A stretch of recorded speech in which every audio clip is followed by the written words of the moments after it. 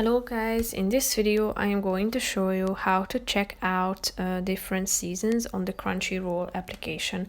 But first I just want to mention, don't forget to subscribe to my channel because at 10,000 subscribers I am going to show you my whole YouTube revenue statistics and growth strategy, how to make money online. So let's jump into it. First of all, open the application on your phone.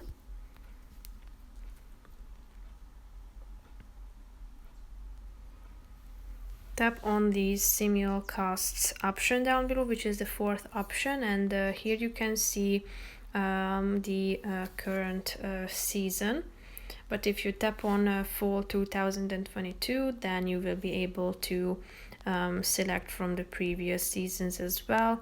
You can go back in time and check out all of the seasons, ranging from 2009 to the current 2022 season. So if you tap on the relevant one, you will be able to find a bunch of series and their season that you have just selected. So that's pretty much it for this video, guys. I hope you found it helpful. If you did, consider subscribing and see you in the next video. Bye bye.